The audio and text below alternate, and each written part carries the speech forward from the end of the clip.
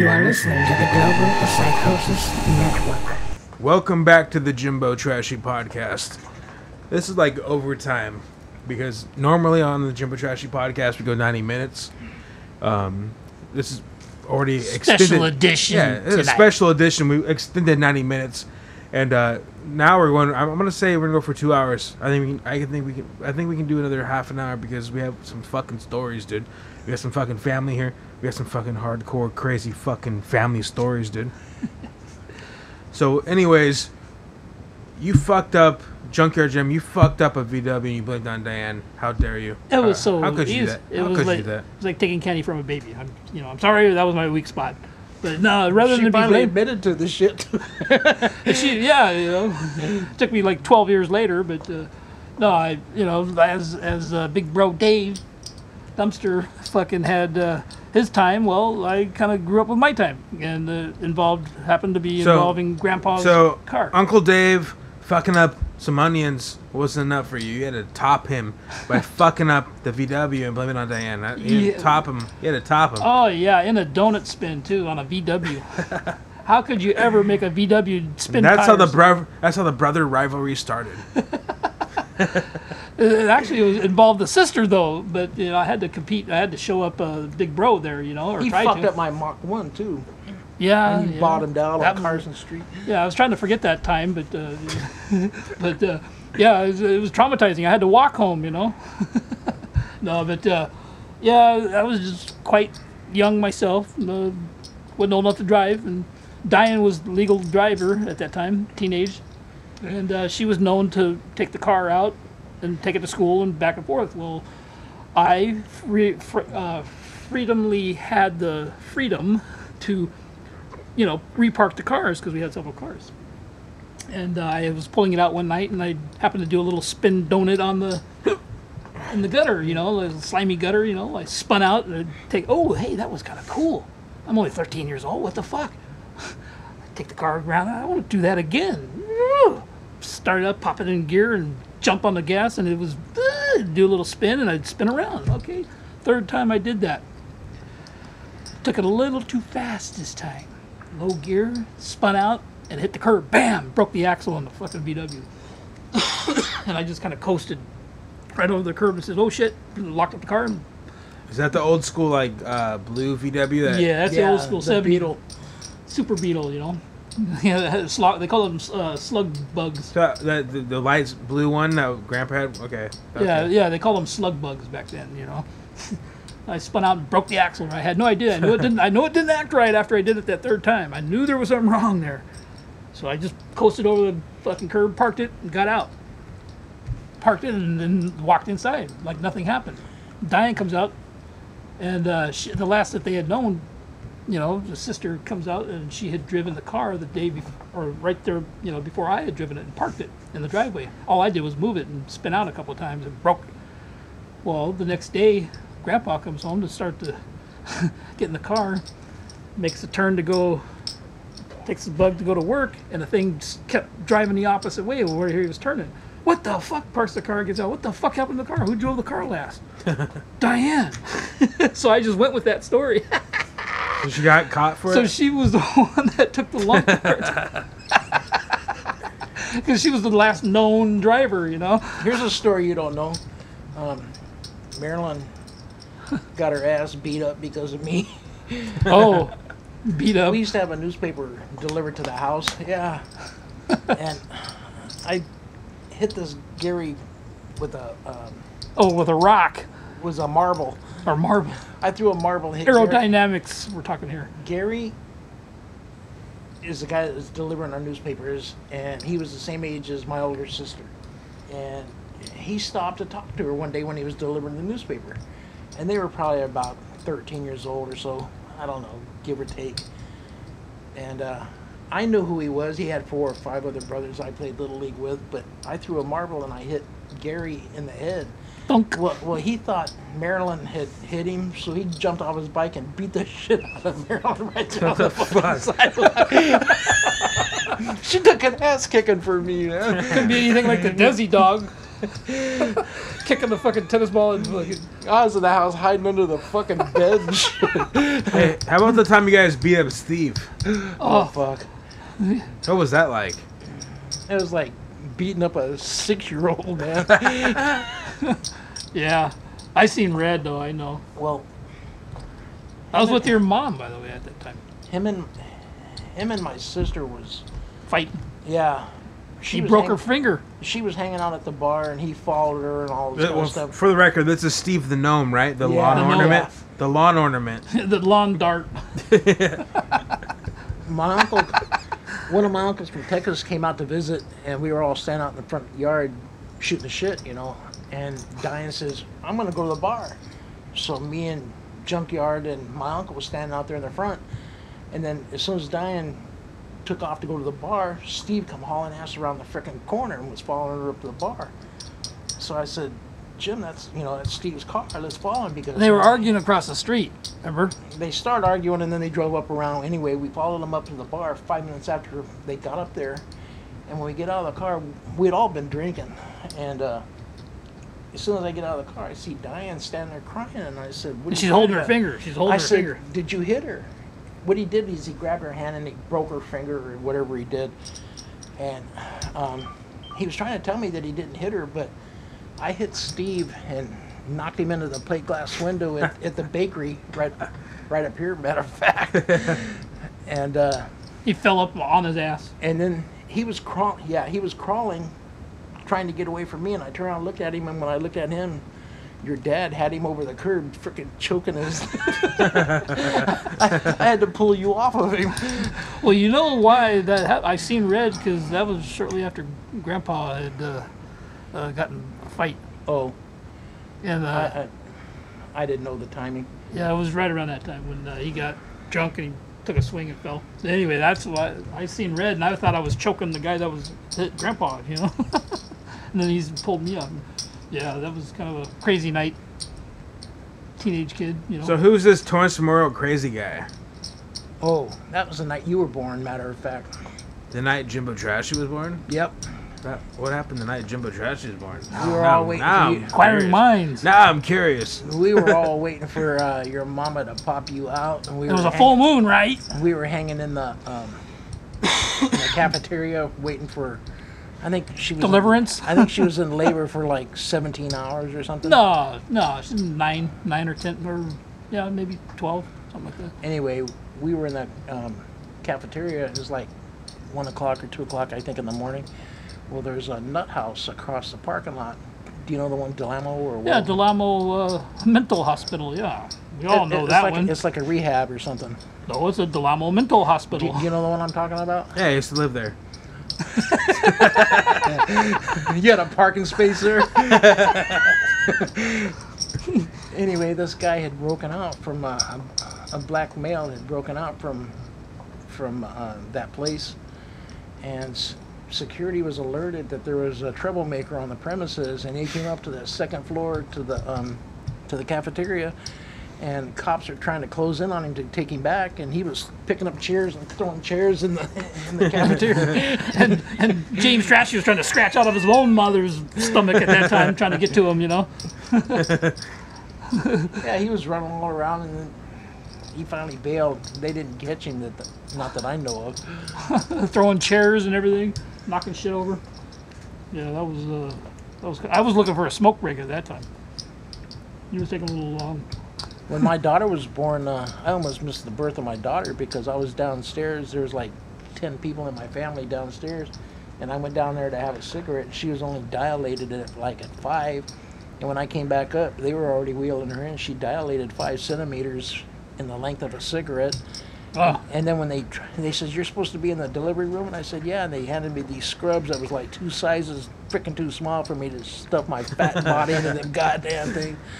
Yeah, I have a note here that says Rick spit in Miles' face. What does that mean? that was one of our party times way back when. What happened there? Well, one of his older friends to me and one of my high school friends happened to join up together, and they were drinking, and they wind up at our house, and we were all drinking, partying. And They pulled in the driveway. They'd been drinking. Me and him come out of the house. We were standing out there in the front Socializing. portion with them. Yeah. And one of the fellows had took a swig of some alcohol. Well, I forget what. Mad Dog. He was drinking Mad Dog. MD 2020. And they were having a good old fucking time, just fucking rocking it up. And one of the guys took a drink in conversation, and he choked on it. And he turned around, instead of like spitting it out on the grass or spitting it somewhere else, he turned around and he spits it right on his friend's face. Right, right dead in his face. Got a face full of fucking Mad Dog 2020. Oh, he's like, and the guy, he's sitting there dripping off his beard and his mustache. He like looks at him, he goes, "Rick, you motherfucker." Like, you son of a bitch, you could have fucking picked, shot it anywhere else. You know what I thought about those times is when you used to streak a lot, you got busted by Mom. Oh. Wait, so hold on. Let's get this straight. Junkyard Jim, you had a streaking phase or what? Hey, it was all a plot, Yeah, but you used to streak with a monkey face too. Yeah, that was part of it. You used to streak with monkey face? Well, the actual get up. Monkey face just go streaking for bananas? Your mother The one never with knew the about pink that. nipples. Oh, God. No, but this is beyond that. This was Mary Ann. This is the prime choice beef of the cow. Because like, we had some neighborhood kids, all at the same age, and one of the sisters was going to be included. So that's what started this little streaking phase.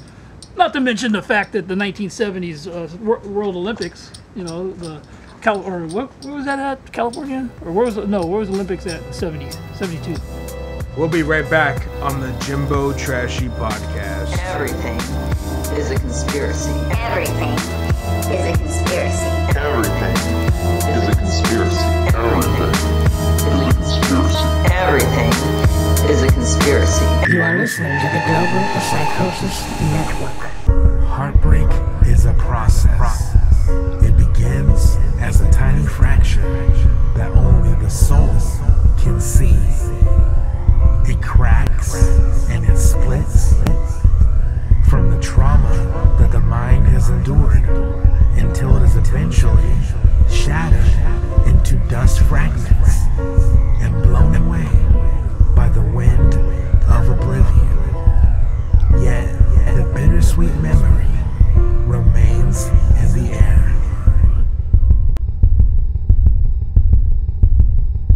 You are listening to the Global Psychosis Network. Welcome back to the Jimbo Trashy podcast. So, Junkyard Jim, you were streaking monkey face. Oh, God. And what happened? That's one of life's most embarrassing moments, next to your dick hanging out with one of those incredible shrinking zippers that you have no idea that it's shrunk, and all of a sudden your dick's hanging out. No, Mary Ann happened to be the big moment of that night about streaking. I was a whole fresh whopping 12 years old, still virgin, and what inspired this whole evening was at 1 o'clock, all the neighborhood kids around the neighborhood, which involved Mary Ann, choice prime beef. She was going to join in on this weekend, Saturday evening, and go streaking. That was my big motivation. So 1 o'clock rolls around, I get my undressed, climb out the window with my towel, and go running down the middle of the street to join up with these other kids, neighborhood kids, that was going to go streaking at 1 o'clock in the morning. A big fad during the 70s, early 70s. Well, we get up to our middle of the street, Palos Verdes and Garza. Rip off, all 8 of us are there, and we go running down our own separate ways. Son of a bitch. I get back to the house, climbing in the window, and who's standing there at the door with the light turning on? Their own very own mother. God. Oh. His punk ass, hairy ass was coming to the window Any like dick grandma. hardening fucking moment I had there with Mary Ann, a split second, it went right to shit. Grandma standing there, "What are you doing? Young man, what the hell are you doing? I'm calling your father." Oh, fuck. And I'm standing there, she's ripping the towel out of my hand. I'm saying, "Mom, give me my fucking towel. Why are you ripping the towel out of my hand?" It's like, "You pervert, I'm calling your father, Oh, Jesus Christ. That was bad. That was a bad night. And the reason why what happened here was I fucked up and I left the light on in my room when I was leaving. Grandma comes in. Grandma Skippy? Grandma Skippy, yeah, by the way. That's what made it twice as worse, She comes in and sees my bedroom light on. She goes to take a piss in the middle of the night and sees my bedroom light on. So she, what the fuck? So she goes down to investigate. I'm not in the room. Well, what the fuck? So she goes and asks, the other sister, where's Jim at? I don't know. He's in his room. Comes back and I'm still not there. So yeah, that was definitely a dick softener that night. Ruined my shit, But yeah, that was one of life's most embarrassing moments. Next to the wiener stitchel, when I had my zipper, those kind of pants you have that the incredible was, shrinking zipper fucking wants to creep down. I was standing there in front of the wiener stitchel ordering some food, and I see this girl come walking up with her parents. Fuck, I just saw this one. Standing there like waiting to order the food, and this girl walks up with her parents, and she's old, she's in her 20s. So I'm standing there, she looks over, and I look over, and she smiles, and I kind of smile back, and, goddamn, I'm getting my fucking boat floated here. She's, smile, give me some winks, Smile again. I come home with all this food. Had like a bunch of female relatives at the house, people at the house, so I go walking in. Shit. Talking all this, it couldn't ruin my day, because I just got a couple of fucking good winks from this girl, right?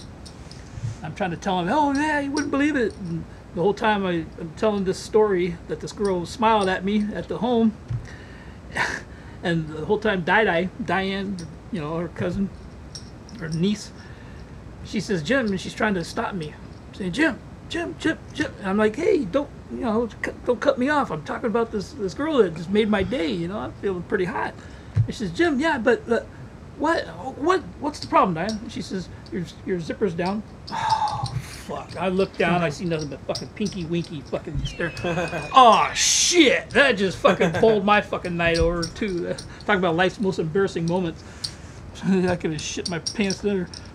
I delivered to stores, or I used to. I just retired, but when Mike used to ride with me, and there was two brothers that owned a liquor store. They were Korean guys. And the younger brother was about 6'2", big, tall guy, and he had toes about the size fucking like 6-inch fucking toes and shit. It's got 3 knuckles in them, And he used to wear sandals. And I'm thinking one day, God damn, that guy's got some major big fucking toes, So Mike was right with me, and I said, Mike, when we go in there and I take this guy's order, I go, just don't stare at his toes. Just fucking gander down and fucking take a look at his fucking toes. So I'm working the handheld computer, and he's telling me how many fucking gallons and shit he wants. And Mike is standing right here, and the guy's standing in front of me, and I can see Mike fucking like... And I know what he's doing, so I'm trying to focus, okay, 30 fucking gallons or whatever, All of a sudden, Mike just starts fucking laughing. The guy's looking at Mike like, what the fuck's wrong with this guy? The guy's fucking toes were like that fucking long, man. I'm going, Jesus Christ. And his other brother was a little bit older than him. He always had his zipper open. Every time I showed up, his fucking junk was always hanging out of his fucking pants in the fucking store. What? I'm not here. I'm trying to take the man's fucking order and fucking serve him his fucking milk, and his fucking shit's always. I'm going, what the fuck? What are you doing? I'm getting here fucking ready to deliver to your fucking ass, man. Fucking punk motherfucker, man. Yeah, those are some times, boy. Life's most embarrassing moments. Yeah, I remember one of my most embarrassing moments is I mean, you know Barry, obviously. Barry, me and a few buddies, we go to the bar, or not the bar. We came home from middle school, and we fucking drank some beer, and we're getting shit faced. I mean, as shit faced as you could possibly be as a 12-year-old, with some beer. You know what I mean? Like, oh my God, not that. I mean, I'm saying like some 12-year-olds had like 3 beers, and the 3 beers we had were like, oh, we're so fucked up, right? My cousin Barry shows up, and he's 21 at the time. We're probably 14. He's 21, or maybe he was 20. I don't know. He's probably 21. Anyways, he shows up with a bottle of fucking Johnny Walker, right? Johnny Walker Black Label. Oh. And he's pissed off because we're drinking his beer. I was only drinking his beer because I knew he got it for free. Because he got it from fucking Todd, who worked at the liquor store. Free. So I knew it wasn't like, hey, I'm not stealing your beer, dude. You got it for free. I know you got it for free. I've seen you give it free. You could get some more. I've drank it from you because it's free. You had me carry it from the car to the garage. Yeah, so I have some buddies here that want to drink some of this free beer. Don't trip out. But he was pissed off, like, oh, dude, what the fuck, dude? I just got off work, and you little fucking 12-year-old fucking faggots drinking my fucking beer, dude. Hey, Bear is like the fucking bully back in the day, you know? Like the Beavis and Butthead bully. You're like Todd from Beavis and Butthead. Yeah, really. What are you doing, you little fucking faggots? You know what I mean? Like, just, you know, he was 7 years older. He only treated you that way because we treated him that way. Yeah, so, anyways, he was like, I mean, I don't think he really gave a fuck, but he was just giving me a hard time. You know, I know he can get free beer anytime at that point in life, but he's like, what the fuck? You drinking my free beer? What the fuck, dude? You can't have my free beer. It's not free for you. I'm like, dude, I thought it was free for everybody. I'm like, you know, I'm trying to negotiate my way out of this and shit. I have 3 or 4 buddies who are like, dude, what? We can't drink our free beer. Because Barry's like punking him and shit, you know. I mean, like I said, we're like 13, 14. Yeah. He's 21, you know, so you can obviously whip her ass. So he has a bottle of Johnny Walker Black Label, and he's telling us like, hey, dude, you guys fucking are pussies. Oh yeah, you think you guys are fucking cool because you drink fucking you're gonna Coors Light? You guys are fucking pussies, dude. Get the fuck out of here. So he's like giving us shit, right? So of course I have to be the fucking guy that's gotta look cool in front of my friends. I'm like, hey, Barry, fuck you, dude. You know, because he's my cousin, so I'm going to step up to him a little bit, you know, because I know him, you know. My friends are backing, oh, shit, this fucking older guy, you know. Like, whatever, Barry, you're fucking, whatever, you're stupid, dude. I'll fucking drink exactly what you're drinking, too. So Barry hands me a fucking bottle of Johnny Walker Black Label. He's like, fine, drink it. Do you think you can fucking handle this? You drink it then. I'm like, I'll fucking drink Johnny Walker Black Label. You're fucking stupid, dude. I drink your beer, dude. I'll drink your fucking Johnny Walker Black Label. Give me that shit. So I fucking snatched it out of his hand. And I started fucking look. I must have had like I said, 5, 6 swigs. Ooh. 3 to 4 to 5 shots of that fucking bottle. Enough for Barry. I didn't stop drinking it. Barry snatched it out of my hand. He's like, "No, that's fuck. What are you doing, dude? Nah, fuck you, dude." Like he was getting pissed off because I was drinking all his booze too. I was drinking all of his booze, right? Because I had no fucking tolerance. I had no fucking idea what a tolerance was, you know. I just started drinking his booze. So he snatches that out of my hand. He's like, "Nah, fuck you. Oh, no, fuck you. You giving me shit or whatever." So I go to take a piss. After keep in mind, I already had 3 or 4 beers at this time. I was like 12 years old. Had 3 or 4 Coors Lights. I'm already fucking buzzed. I should have been done, you know? Yeah. Then I had like 3 or 4 swigs of a fucking Johnny Walker. Now I'm done for sure. So I go to take a piss in the backyard, and as soon as I go to the backyard, I start having room spins, and I'm immediately I go from like buzzed to like drunk to like sick. Need to go to bed. Need to go to bed immediately. You know, puking on your shoes. So I go to the backyard. I go to piss. I'm feeling sick. So I start. Oh, I can't even piss. I need to go throw up. So I go to fucking the front of the house. Here comes Grandma Skippy. Grandma Skippy's like, "What's wrong with you, Jimmy? What's wrong with you?" I'm like, "Oh, Grandma, I think I ate something wrong. I think I ate something bad at school." So, right when I'm telling her this, I'm puking on the side of the trash can. All Johnny Walker red, by the way. And grandma's looking at me like, "You're not fucking drunk. Or no, you're not sick. You're drunk, you know." But she couldn't prove it, you know. What does she know? She never drank. I mean, she probably didn't know, but she still knew that it smelled like booze, you know. So then I threw up next to the trash can in the kitchen. Then I staggered to the bed. Fell on the floor. You fell on the floor because she called me and told me you fell okay, out. well, I staggered. Oh, okay, maybe I fell to the bed. Maybe I went on the floor, but I staggered on the floor, went to your bedroom, and I fucking lay on the bed. Spinning. And I lay there, like, room spinning. Was like, oh my god, what the fuck is going on right now? I'm so fucked up. I'm just, like, laying there, like, in misery. And then Barry comes in the room. He's like smoking a cigarette. Oh, you're so fucked right now, dude. Oh, you're so fucked. Oh, you're so fucked. Oh, you're gonna be in so much trouble, dude. Oh, you're so fucked. He's like saying that. I'm like looking at him like smoke in your face. Yeah, he's like smoking cigarettes. He's like, yeah, you're so fucked, dude. I'm like, dude, fuck you, Barry. You're fucking an asshole, dude. Oh my god, I'm gonna throw up. And then I blacked out, and the next thing I know, you showed up there, and then you're like, what's going on? How you doing? Are you drunk?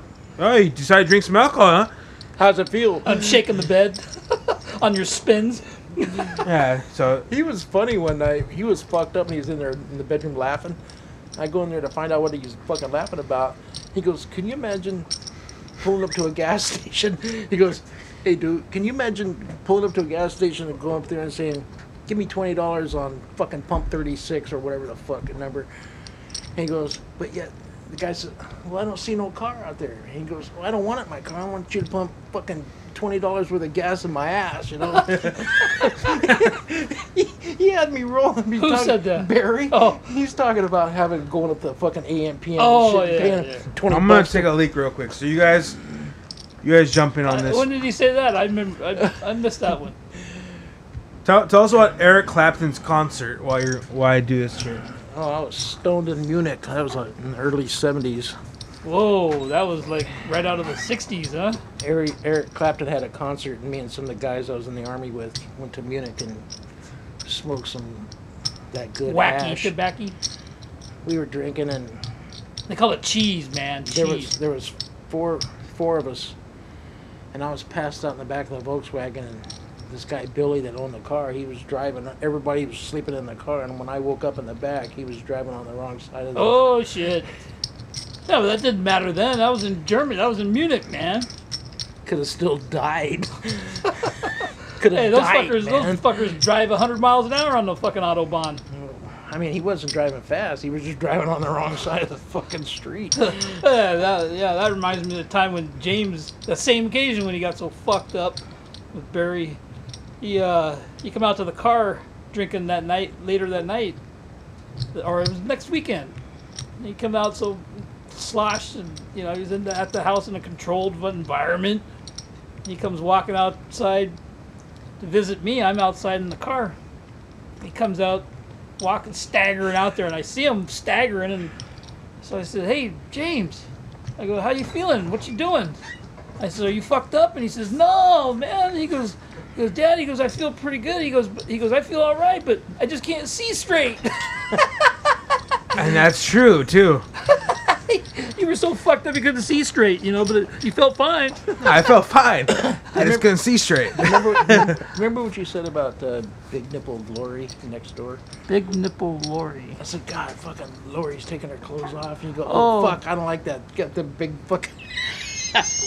You remember that shit? So you've already seen her. I was over there in the fucking dark, spying through the fucking bedroom window to see her. Yeah, Going, I would be that's hanging out sick." with Jim Acapini and some other friends out in front, and 10 o'clock come, and I said, "I gotta go, guys. Where are you going? What the fuck?" And I go, "It's fucking 10 o'clock. Where you gotta go?" The next door neighbor girl came home, and she would usually undress, and I would make sure I was making a ritually big there. deal about it. I was over there fucking trying to... Hey guys, I hate to end this because we're having a great time. But But it's been fun. It's been fun, and you guys are more than welcome to come back on this podcast again. Uncle Dave, I don't know when you'll be back, but hopefully soon. Junkyard Jim, you live around the corner, so I'm here and there. we'll have you on some more podcasts for sure if you're down. But I want to say thank you guys for joining the podcast. It's been fun. I want everyone I had to a blast being here.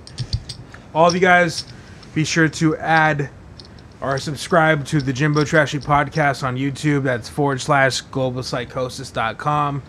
Be sure to add or subscribe or follow Elvis on Acid on Twitter. That's @Elvis on Acid.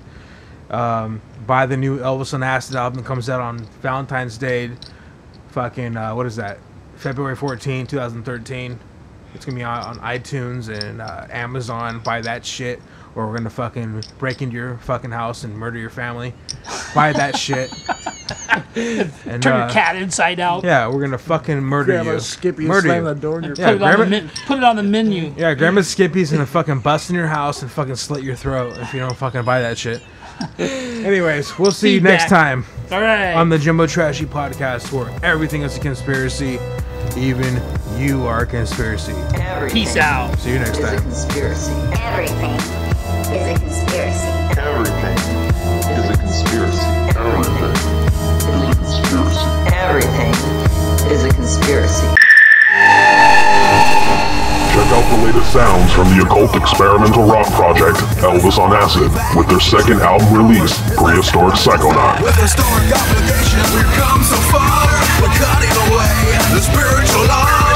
Take consolation, they don't care who you are. You're damning us to hell, it's written in the stars. Follow Elvis on Acid on Twitter, @Elvis on Acid. Go to youtube.com/Elvis on Acid to hear the latest. Global Psychosis Entertainment, Dark Jam Records, and Elvis on Acid are not responsible for any violent revolutions, drug overdoses, or attempted suicides that may occur after listening.